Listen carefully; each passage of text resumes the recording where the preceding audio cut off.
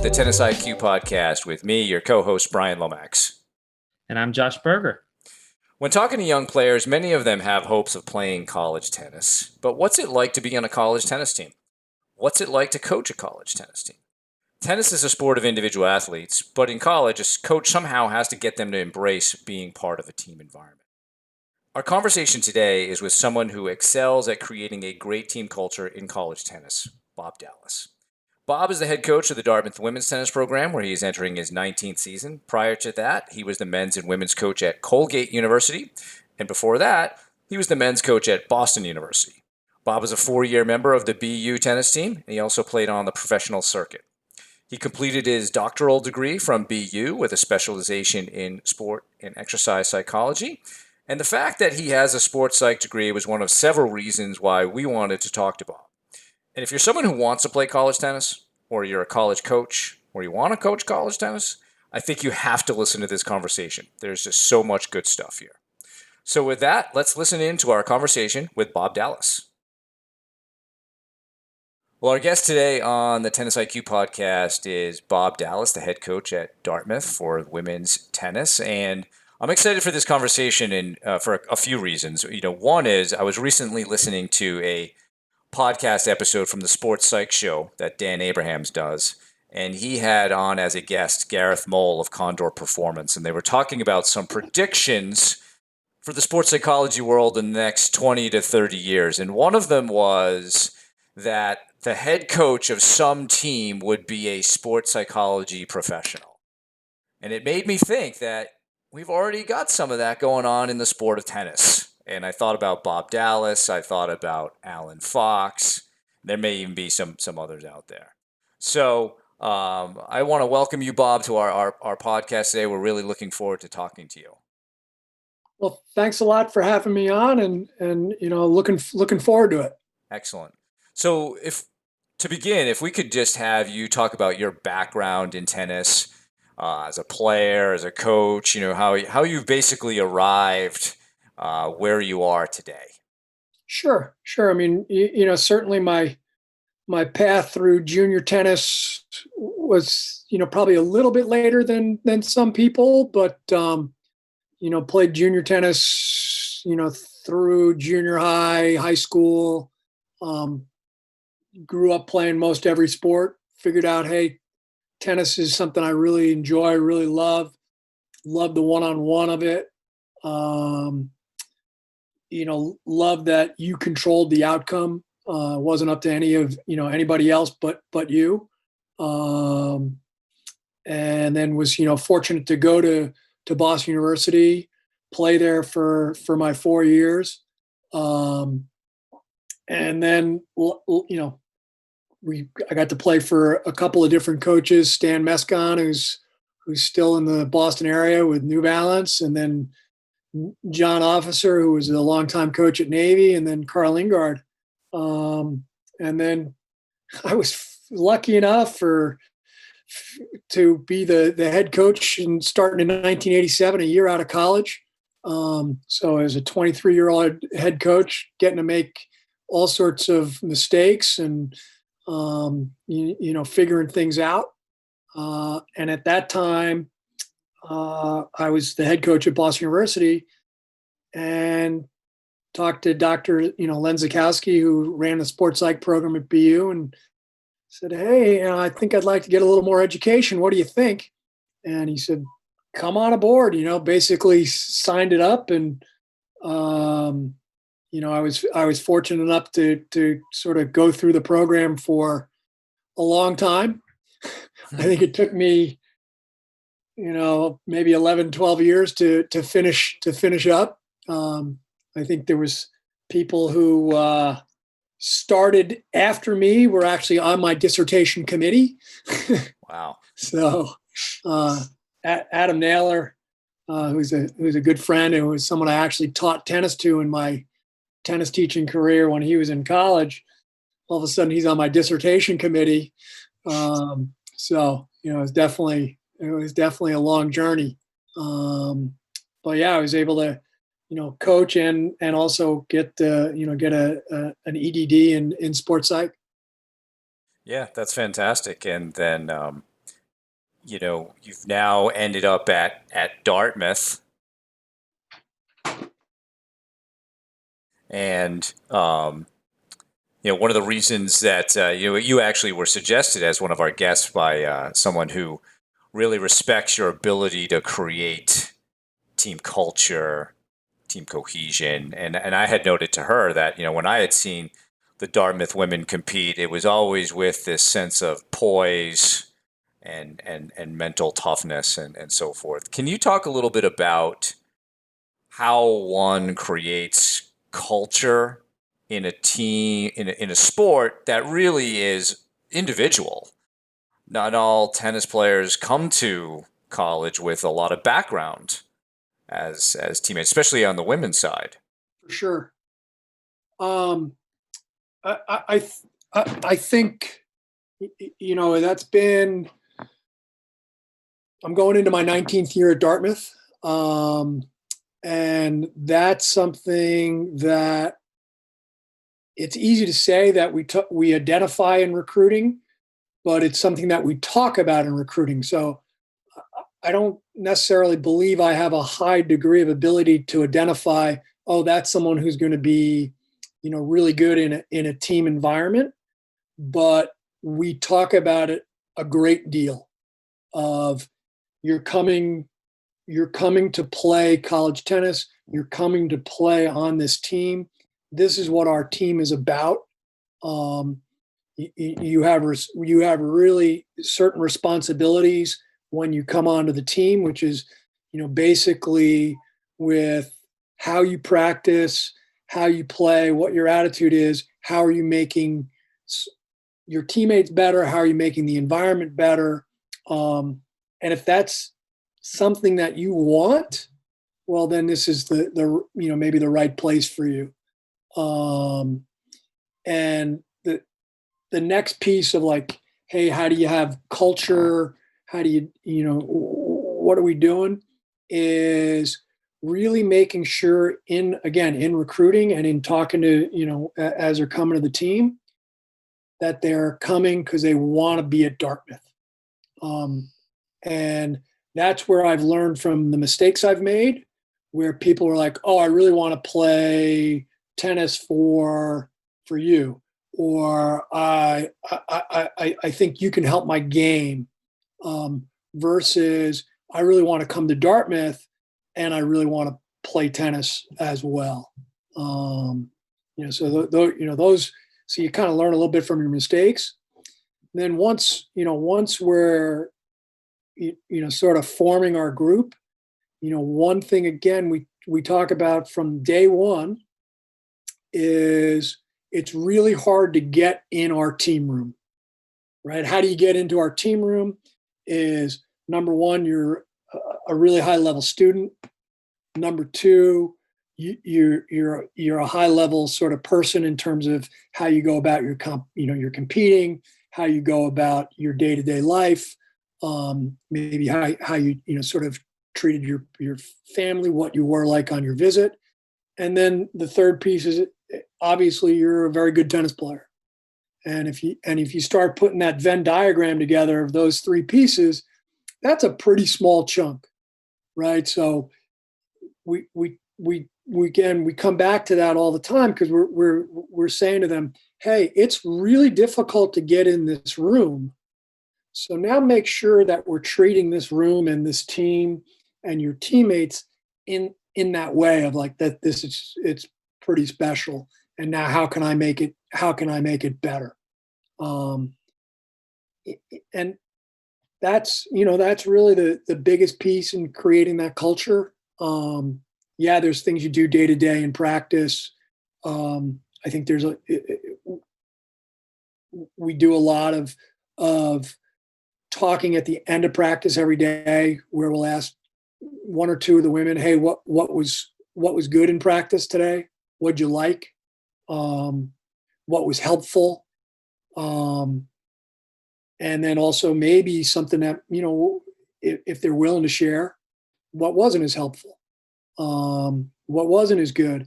And, as you go through the year, people do get a little bit more comfortable saying, we could have practiced a little better today. or, hey, this person really helped me out a lot in practice. I was having a rough day, and she said to me, like, hang in there, or whatever, whatever it is. And that's a pretty powerful thing, because if we can create that environment where the players are policing each other and the players are really helping each other, that's way better than my voice and my assistant's voice. Yeah, I think you're hitting on a couple of key aspects of what elite teams do to create great team culture, which is sort of an autonomy supportive environment, right? So you're getting the feedback of the players. Yep. And then also that character building. It makes me think of there was a study done about the New Zealand national rugby team, the All Blacks. Yep. They have this saying that better people make better All Blacks. Right. And I think that's certainly true of a sport like tennis, where you are bringing a collection of individuals together to try to be a team. Yep. And it doesn't mean it happens 100%, but that's sort of the idea that we're trying to get, and then we're going to also sort of talk from, even in the recruiting process, as in competing for Dartmouth, how are you representing Dartmouth? Mm-hmm.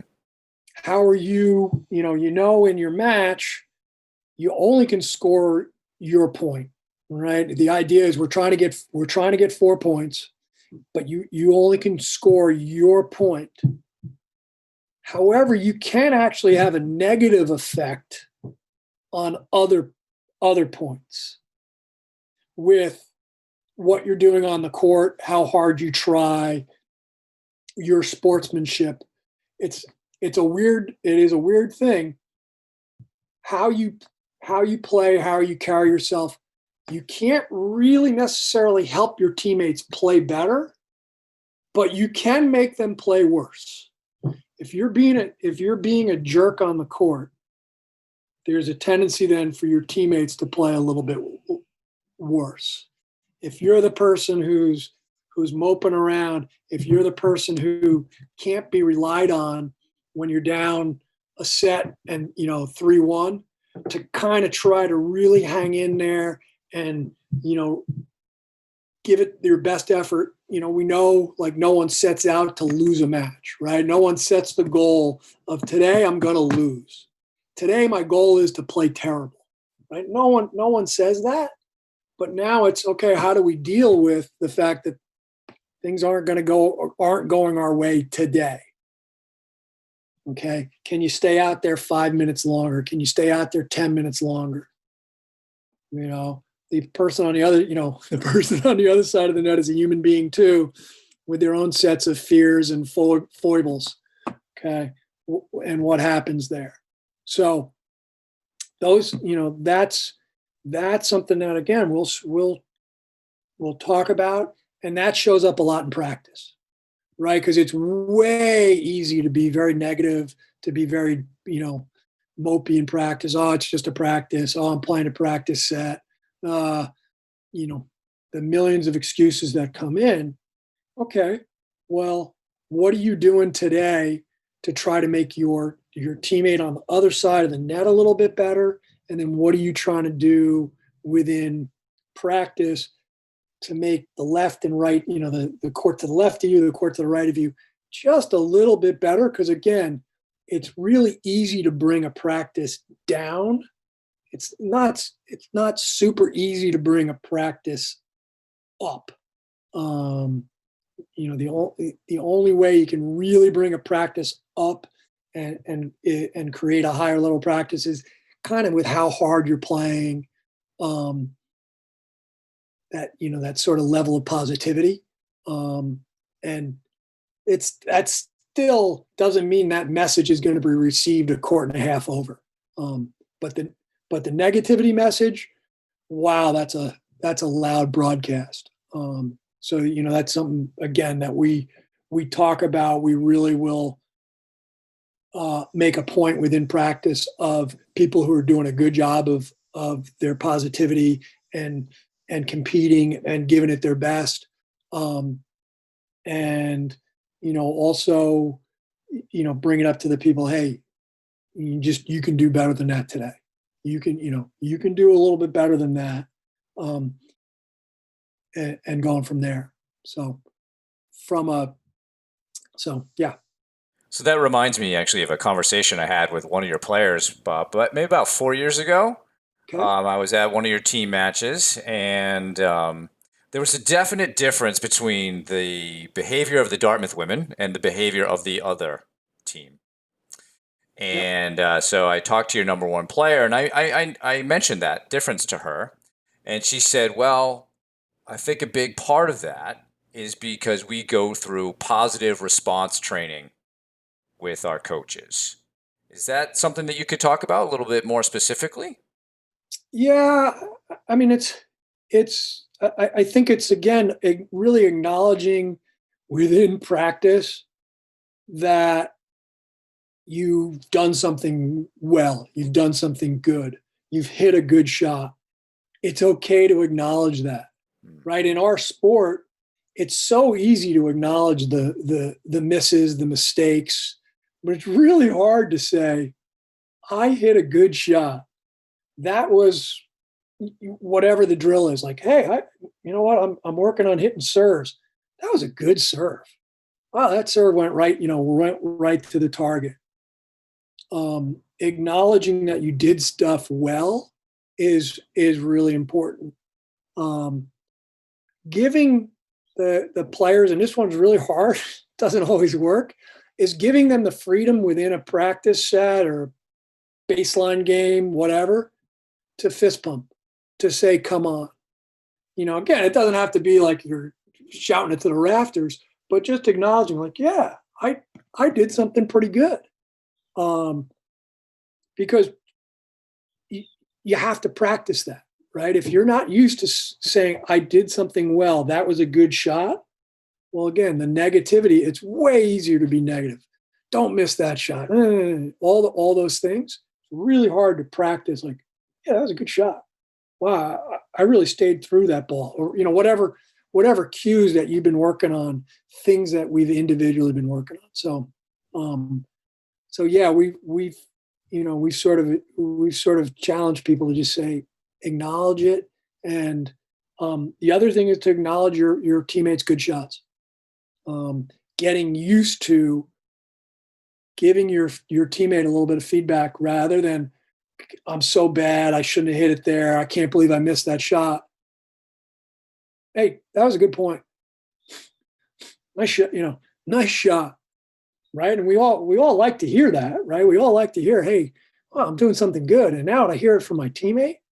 Yeah, not not always the easiest thing to do. But that's always a work in progress. Absolutely, and really, really great to hear about your background and also how you encourage college players, which, as you know, people are coming from an individual background all throughout their juniors and then coming into this team environment, and how you can encourage them to complement each other and to encourage that people fist pump or people show that positive emotion during practice. My question is, how I know your dissertation, your doctoral dissertation, was a lot about how to build elite tennis players and systems of how to help create elite tennis players. How does that research that you did in that dissertation fit into your coaching philosophy and coaching style? Well, on the one hand, because the dissertation was the design and implementation of a elite training system for tennis, basically how to build a top 200 level player from ages 8 to 18 or 8 to 20. The developmental piece doesn't really apply too much to what we're doing on the college with the college players, right? What I view in development, developing college players once they're here in that 18 to 22 range, is getting players, number one, to identify what they do well, what their strengths are, what and then if we can go further and go, hey, what patterns of play do they excel at? And then acknowledging, and this is the one that's really hard, that maybe they're not as good at X or they're not as good at Y. And rather than obsessing over what they're not as good at, kind of stay away from that, right? If you know, if Andy Murray likes to hit his backhand cross-court passing shot, we kind of know that's where he likes to go. Well, he doesn't obsess that he doesn't go up the line, right? He hits it cross-court and he makes the guy deal with it. And, it's sort of like the same thing for us is acknowledging what we're good at, making sure we continue to work on that, and then try to get what we're not as good at a little bit better. So what we're always trying to do in developing players in college is adding shots to their game, right? Whether it's okay, let's add, your forehand up the line. Let's add that shot. You don't really have that shot. Let's add it, and then make sure you know when to use it. Not on the 4-all no add point, right? Show it at 3-1 30 love. Go ahead, hit your forehand up the line. 4-all deuce. Unless we've done a great job, right? Unless we've done a great job and now you own that shot and you're like, hey, this is a strength for me. Different. But, sort of that stuff that we're working on, from a developmental standpoint. Josh, I'm not sure if that's what you were driving at, but No, that makes sense. And I know just from taking a look that it is, as you said, about developing really elite players that reach the highest levels of the sport, top 200 ATP and WTA. But yeah, just curious how, if certain pieces of that fit into, as we talked about the mental skills training within the college team. Yeah, I would say certainly from the mental side, I would say number one, coming up with, because they are, tennis is still an individual sport, coming up with ways for players to be able to be positive, to deal with the mistakes, obviously we talk a lot about how do you stay in the moment, how do you stay in the present, how do you work on playing each point separately, right? How do you deal with all that stuff that happens, whether it's a bad call, whether it's a bad luck, whether you made a bad decision and chose the wrong shot at the wrong time and it cost you the game or the set. Okay, now how do you really do a great job of regrouping? Those kind of things, that's where we might spend a little bit of time just talking about it, whether it's individually or in a team setting. I mean, I think that's where we do a lot of individual work with the women on the team. They have a regularly scheduled time. And a lot of times our individual work might be looked at like, hey, they're not necessarily hitting a ton of balls, right? There's other times where you're hitting a ton of balls, but there's times where we're just kind of sitting there going, well, okay, how are you going to react to this? What are you doing well? What do you look like when you're playing well? Okay. What are the things that bother you when you're playing? Can you acknowledge, scenarios that give you trouble?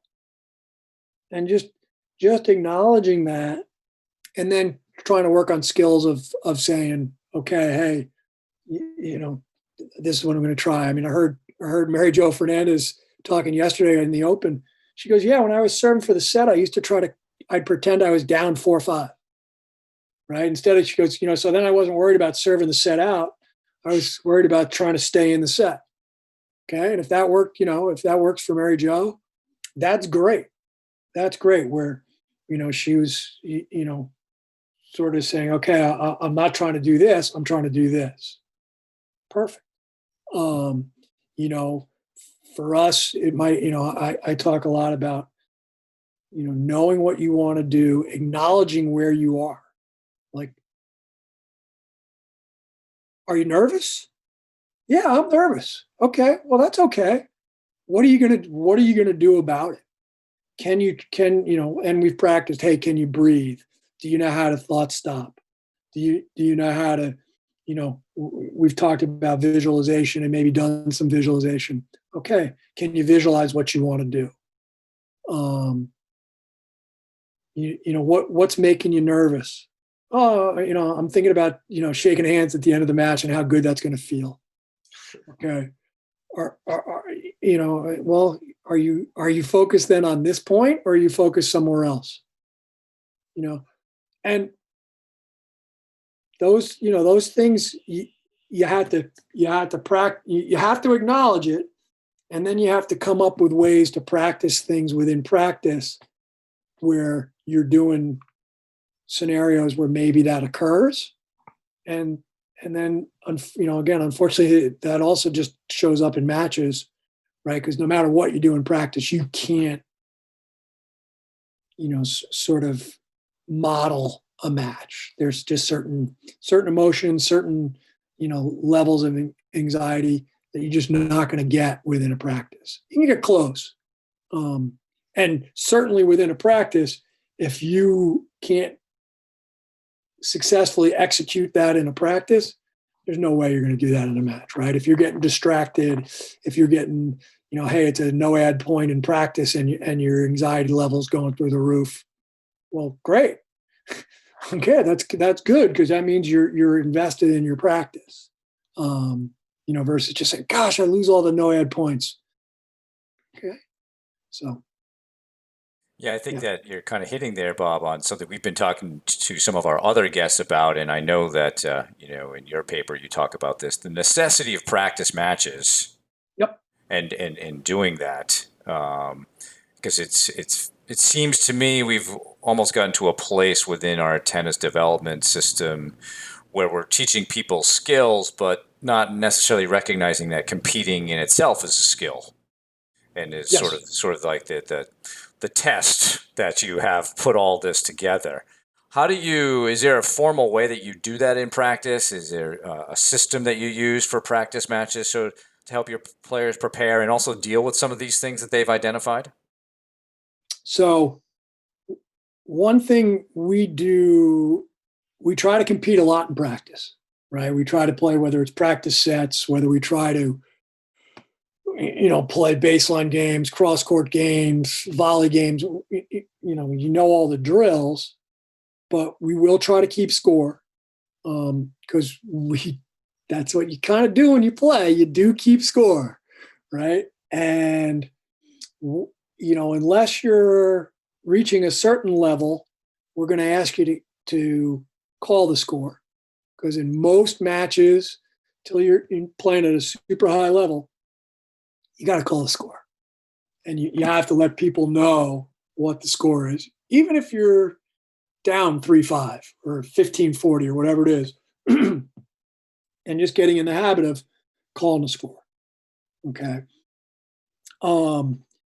But in doing all of that, especially with the team, we're not writing it down anywhere. There's a number of times where I won't know who won the set. I may ask, hey, what's the score? Because I want to know, oh, you're up 5-2. Let me see how you handle this scenario, right? Because you might have 4 or 5 courts going on in practice. I'm not writing down going, okay, Susie beat, Katie 6-3, that kind of stuff. It's more like, okay, what's going on in this set? How are you playing? How are you competing? What are your reactions like? Where then you start to create, hopefully, some of that, whether it's intrinsic motivation of like, I want to do well. I'm trying to win the set because we're keeping score. I want to win the set. But it's not where, okay, you two are playing and the winner is better than the loser today. or now you're going to play number 3 and this one, the loser is going to play number 4 or anything like that. Because that doesn't allow us to use practice as a laboratory to get a little bit better, to try things. And part of trying is trying to learn how to compete, right? Like you may actually be working on something competitively that in the short run doesn't allow you to play very well. If you're focusing on how you're walking and how you're reacting post-point and you're putting all your energy into that, you might not really be thinking too clearly about, oh yeah, it's 30 all, this is the pattern that's been working, or it's 30 all. I really like to serve, wide here, and I'm going to hit into the, whatever it is. You might be thinking about, oh yeah, I'm trying to take a deep breath, and I'm trying to present a positive picture to my opponent. Oops, I just lost another point. Whoops. And but that's okay. So, that's how we're working on competing. So competing isn't necessarily about I won, hence I'm competing well. I lost, hence I'm competing poorly. It's more about, okay, this is what for me being a good competitor looks like. So how ready am I to play this, the next point, right? Because again, no one's sitting there going, I'm going to lose this point. That's what I'm going to try to do. That's, so. Absolutely. No, I really like that about getting into the present moment and being ready for that next point. Yeah. I know you talked about doing visualization, talking about routines, talking about mindfulness and some of these things, but also not being so caught up in just thinking about your in between point or your body language that you totally lose sight of the strategy that you're trying to go about. Right. Would you say that you guys spend a good amount of time reviewing matches and training after the fact to try to improve for the future? Yeah, I mean, we're lucky. We have a video system on all 6 of our indoor and outdoor courts. So it's super easy to video. It's super easy then for me to both have the player come in and maybe look at something that we've cut up, or for me to look at something and going, is that really what I saw? Is that, hey, that was pretty good. And that's, we try to be, in using video, we try to be super specific with what we're looking at and what we're working on. I think that, again, the danger with video is it's so easy to pick apart, well, this could have been better, this could have been better, this could have been better, versus, hey, did you see how you played that pattern? Hey, did you see how you reacted post point? That part was really good. And then again, I don't mean to, gloss over, hey, how's your body language here? Is that someone who's showing that they're really ready for the next point? Are you, by doing this in practice, are you making your teammate better? So sort of doing that and talking a little bit, and then that's, again, in talking, where the individual work comes in too, because you kind of get to know your players a little bit, who can use video well, because there's some players, no matter what you do with video, it's not very productive, because they just obsess over what they're not doing right, or how they look, and you're working on one thing, and they're looking at the position of their right toe on as they're loading for their forehand. it might not be exactly what we're focusing on right now. We're not really worried about the technique on your forehand. We're worried a little bit more about, this or that. There's other times, yeah, where you're working on technique, where, that person has a great time with video. So, that's where you can use it, but you have to know your players. Yeah, it's interesting about the video. It makes me think of Anson Dorrance, the women's soccer coach at UNC, and his philosophy of only showing positive highlights Yep. when it comes to video. Especially with female athletes, and I think we've seen that in some other studies. So Bob, you've been a coach for both men and women at the college Yep. level. What do you think are the most important elements from a female college tennis player for mental toughness to be successful in Division I in the Ivy League? You guys have been ranked in the top 50 numerous times. So what does it take, do you think, to be a mentally tough female college tennis player? I would say the number one thing is being able to accept the outcome. Being able to accept the outcome of it's okay to lose a match as long as you can sort of look back and say, I did I really competed the best I could on that given day, right? We'd all like to have the outcome of we want to win, but so does the other person. So if you can accept and that what that begins to do is put away the fears of, well, what are people going to say because I lost this match? And I think that's the number one thing. If you can just sort of accept the outcome and just lay it out on the line, do the best that you have that day. Because the reality is, especially in college tennis, it's not professional tennis. And what I mean by that is there's a lot of times where we're not perfect, where, sometimes we play Friday night matches, we play Friday at 6 or Friday at 5, and you took an exam until 3 p.m. Well, if you're playing pro tennis, you're not doing that, right? You just, and you got crushed in that exam, right? And, I've had every scenario occur, in the, coaching college tennis with okay. And those are the things you just can't control. But what you then can control is all right, I'm at 50%, but how close to my 50% did I play, right? Did I still compete? Did I still try to think? Did I still try to project in a certain way?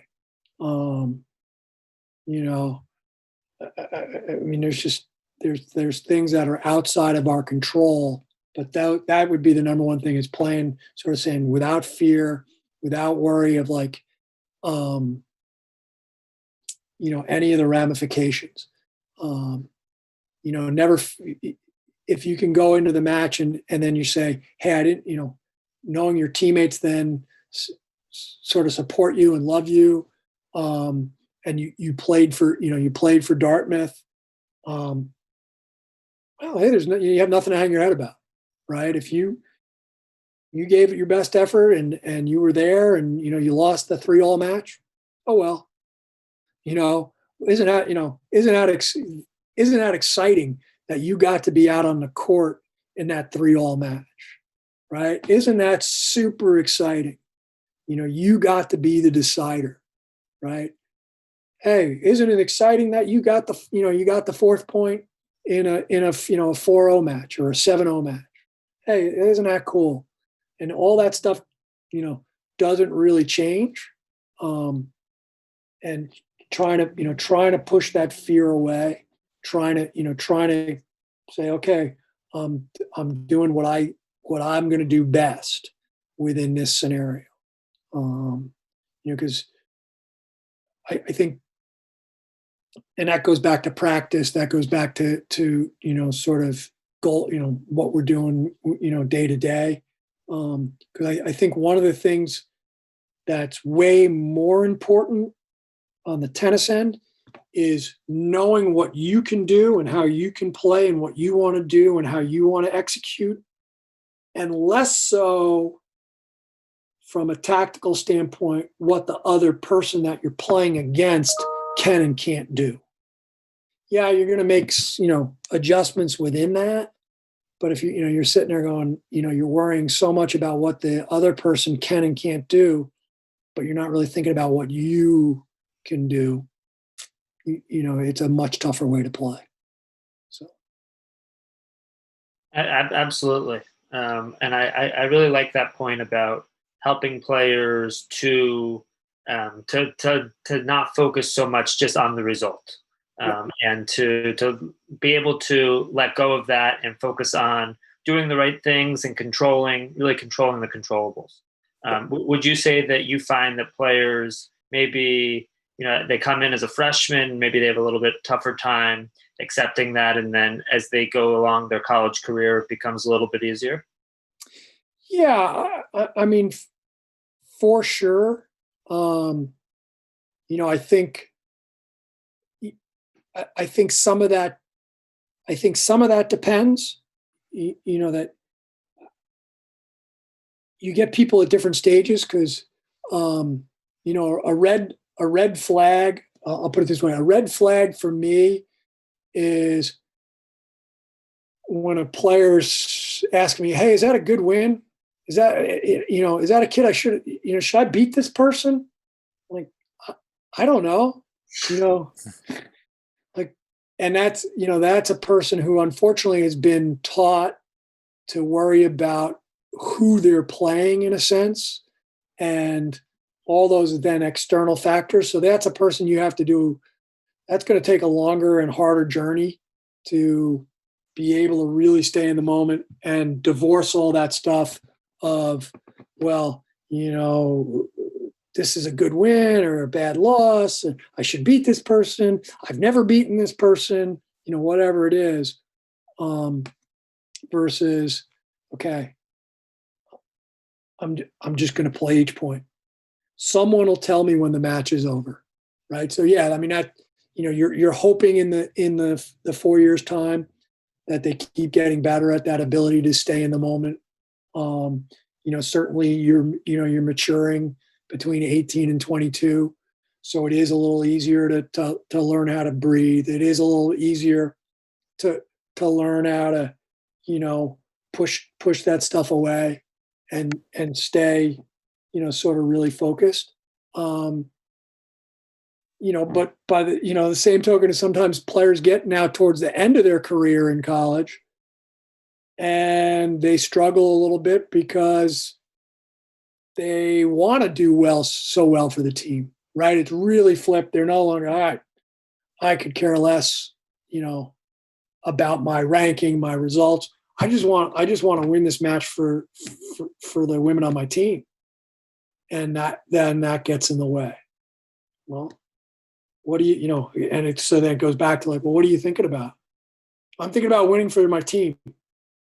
And you get a kid who's by that time who's, a senior, and they'll start to laugh a little bit like, yeah, I guess that's probably not what I need to be doing. Okay. And, then you hopefully can, sort of give them some ideas to go back to sort of get through that. Cause it is a little, right. It's a little different.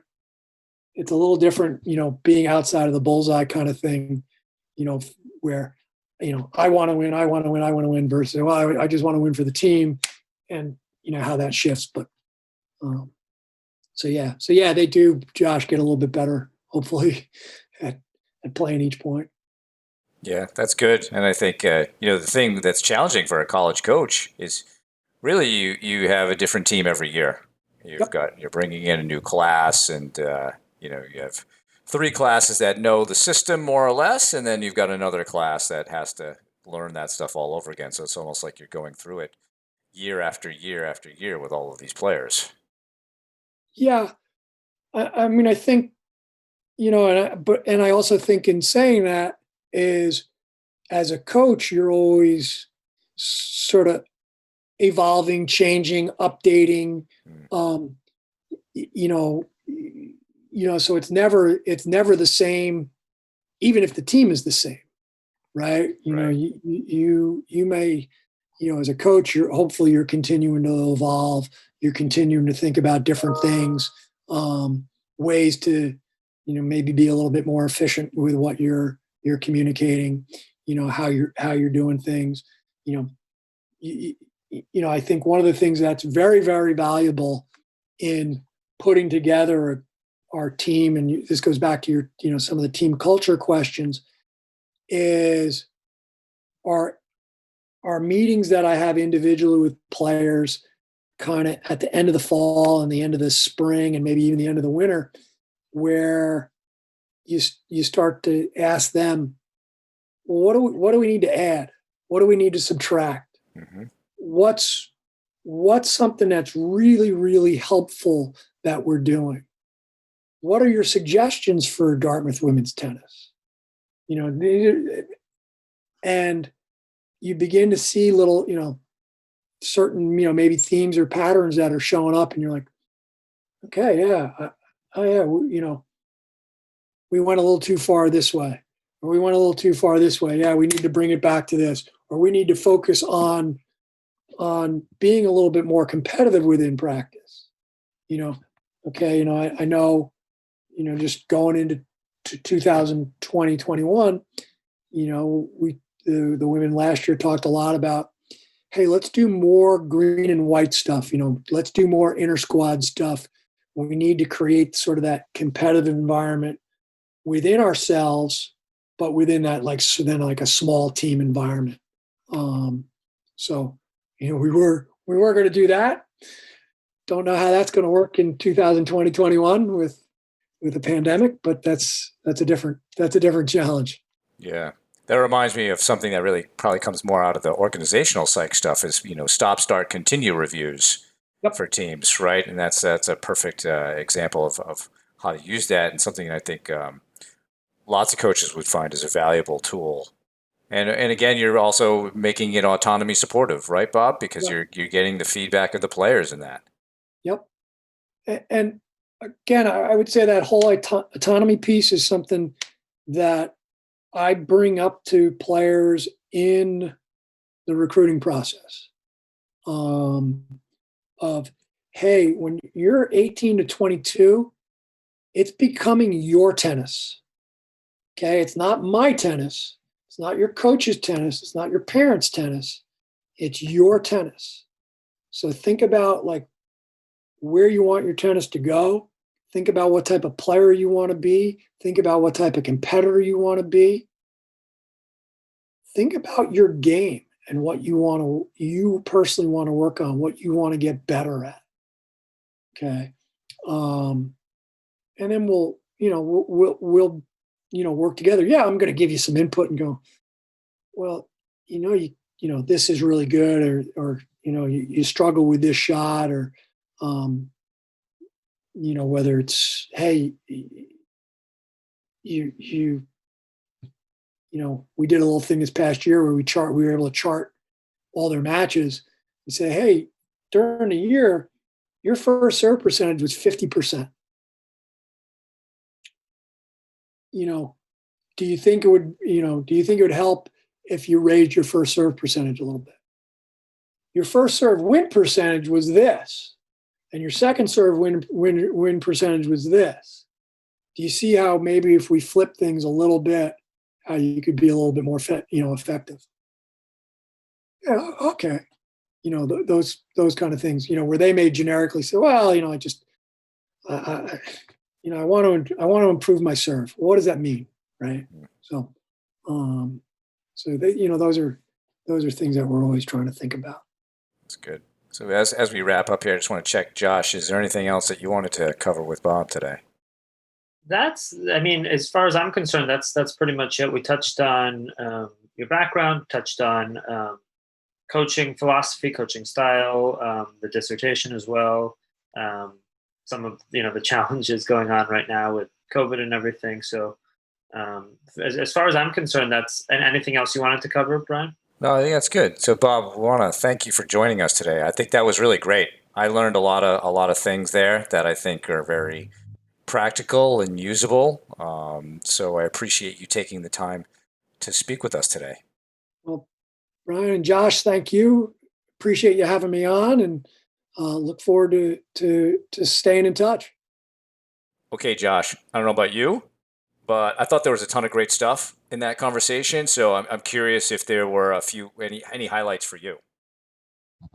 Yeah, I think a lot of takeaways there. I think our listeners will definitely get a lot of value out of that. One of the big takeaways is that obviously college tennis is a team environment and really a team sport where people are used to playing tennis in an individual way, playing just for themselves, and that in college tennis, your negativity on your court, even if you don't think it affects you, it actually can definitely affect the people around you, and can even, in certain cases, cause can impact them in terms of the score. They can be penalized. So that was a big takeaway, and I really liked also how he talked about how part of their team culture is that it's encouraged to celebrate to celebrate wins and celebrate even points won during practice. So if somebody wins a point against a teammate, to cheer and to say, "Come on, let's go, vamos," whatever it may be, and which is very different from a lot of teams where the players are friends, and because they're close, they almost feel uncomfortable at times. It seems to cheer and to celebrate against each other. So I really like that. That's a big part of their team culture, that positive response training. And I think that has a lot to do with those positive responses and that those positive emotions coming out in matches when they compete. Um, And I think if you watch the Dartmouth women's team perform, you'll see this happen. I've seen them play several times, and what Bob's doing there and what he says is it really comes out on the court. There's not a lot of negativity there. That positive response training really works. absolutely. Yeah. Absolutely. And I think I'm glad you pointed out sort of the how the negativity can be contagious to courts, right? I think that's really almost like the phenomenon that he's discussing there is that it can be a contagion among courts, which we don't want, and we want to make sure that we realize that. I just thought there were so many good things here that I ended up going back and listening to the interview again and taking some notes. And so I figured what I would do today is offer our listeners, if you are interested in the notes that I took, just send us an email at tennisiqpodcast@gmail.com, and we will be happy to share those notes with you because I just thought there was just so much good stuff here.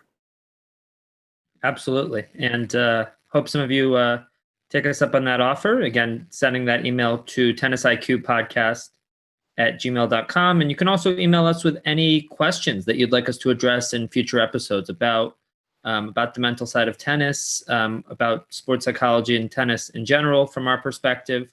Again, you can also use the hashtag #TennisIQ on Twitter.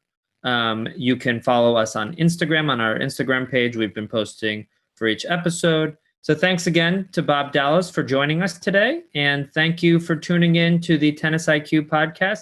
Make sure to subscribe on your platform of choice. And we have episodes coming out every week. A lot of great interviews and future episodes coming up.